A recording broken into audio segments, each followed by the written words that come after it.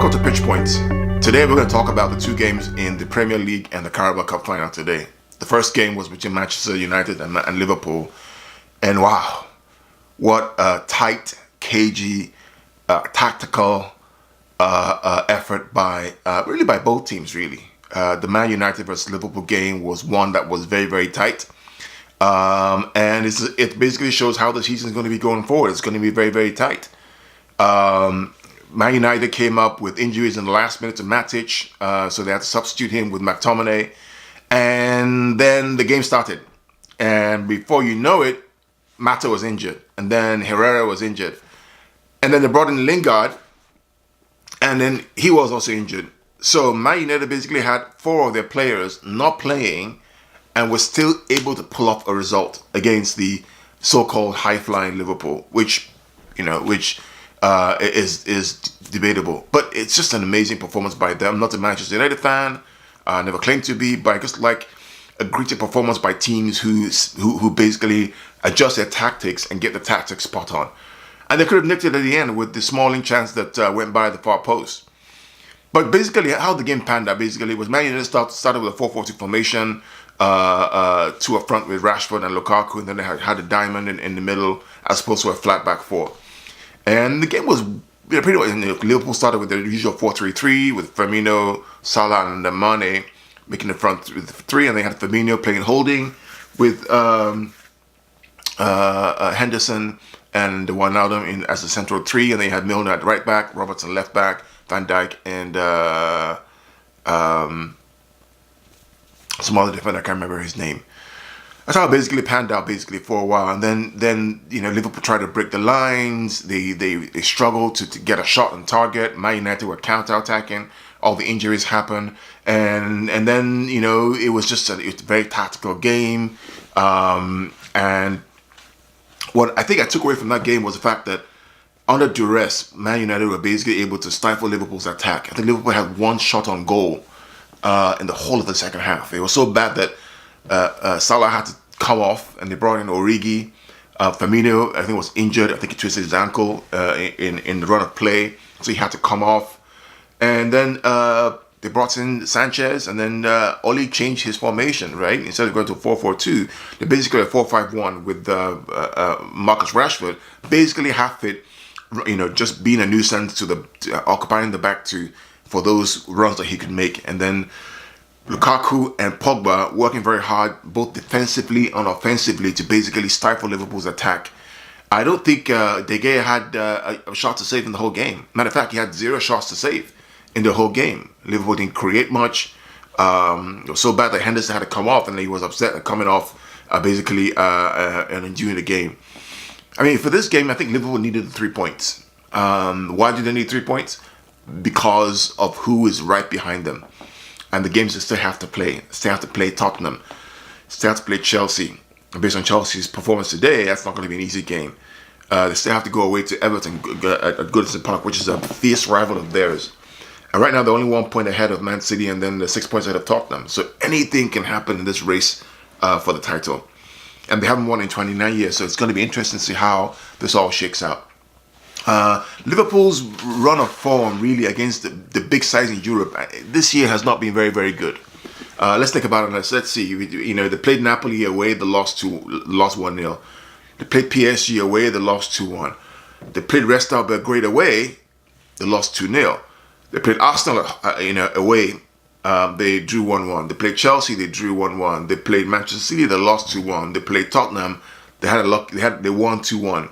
And then they played Man United at 0-0. So they had 1 win in 8 games, 4 losses and 3 draws.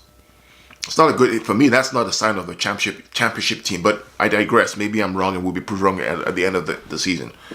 But all in all, I think Man United did what they had to do. I thought they were resilient. They were strong. How they recovered from the injuries, we'll see. I think Martial is out now. Lingard pulled the same hamstring he pulled again. That's going to be some timeout. Mata looks injured as well. So it's going to be and I think Matic is going to be out for probably a couple of weeks due to hamstring injury. So it's going to be interesting to see how it all shakes out and what happens to them over the course of the season. But good game, overall, and well done to Manchester United. And the Premier League carries on Wednesday. For the next game, the other game, the cup game, was the Carabao Cup Final between Chelsea and Manchester City. What a difficult, tight game. I mean, the performance from both teams was absolutely phenomenal. Chelsea really stepped up the game, and having watched that game, I thought to myself that Chelsea are a really good team, and they're going to be very difficult to beat if they play like that every single game. What a fantastic performance by them, a defensive performance. It was basically a defensive masterclass by both teams. 0-0 scoreline after 120 minutes, won by penalties in the end. A really tough game. What I noticed was that Sarri did change his tactics, right? So normally Sarri plays a 4-3-3 formation, 4 in the back, 3 in the midfield, and 3 up front.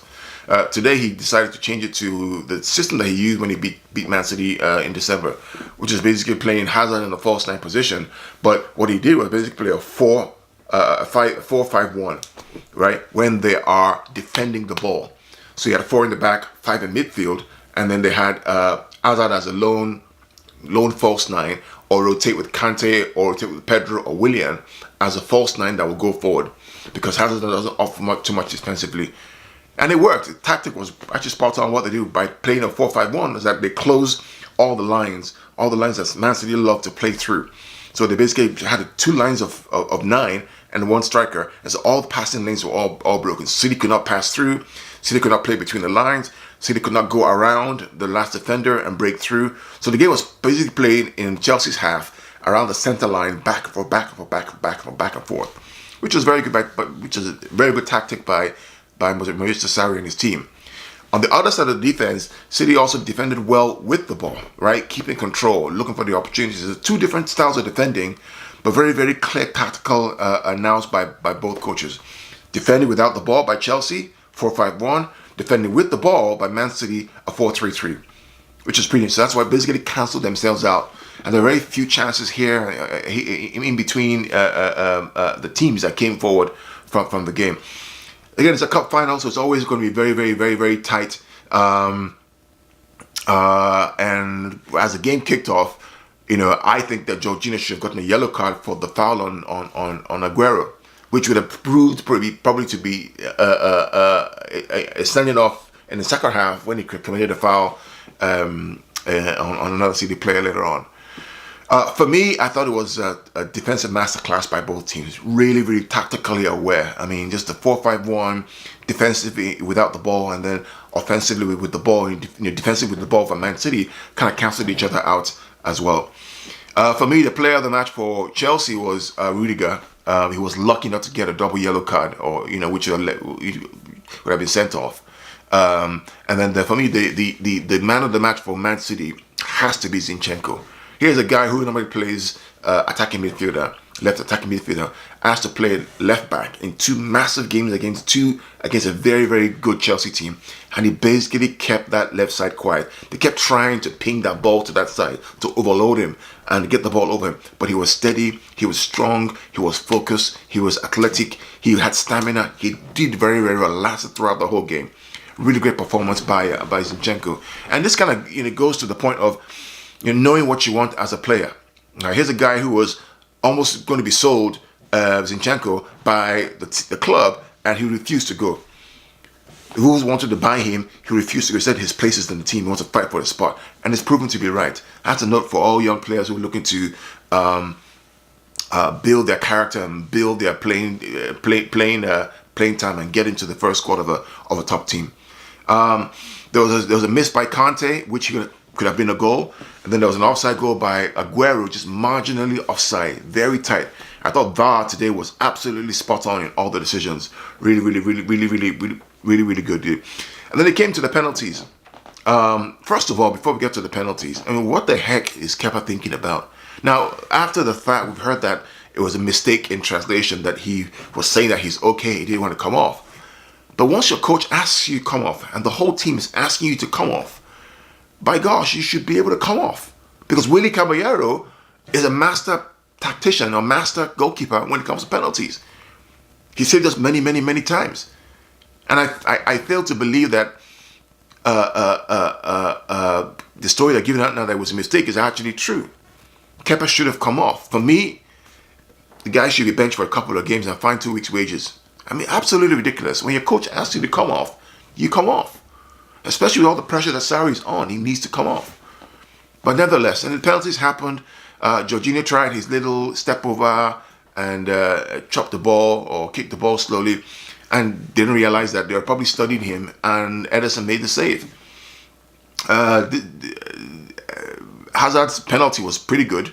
And then Raheem Sterling, who's growing better and better and better, stuck it to all the fans who basically abused him year on year, year after year, and took a fantastic penalty, top left corner, into the roof, and basically closed out the game.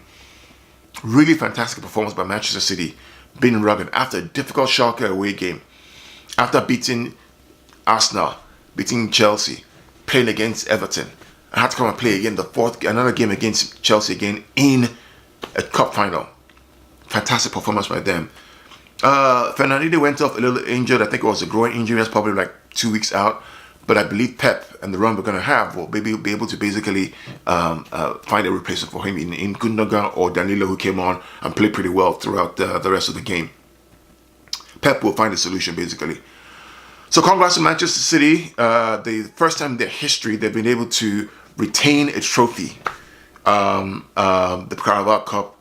And after that, there is another game on Wednesday, and there are 3 more competitions to play for and maybe to win.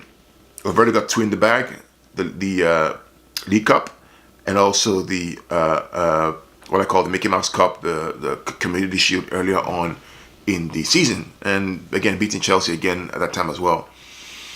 So congratulations to Manchester City, and also congratulations to the Manchester City women's team, who yesterday also won the Women's League Cup as well. The City Football Group is growing in leaps and bounds, and kudos to them. And on Wednesday, we look forward to, again, more wins and put more pressure on Liverpool and the rest of the league.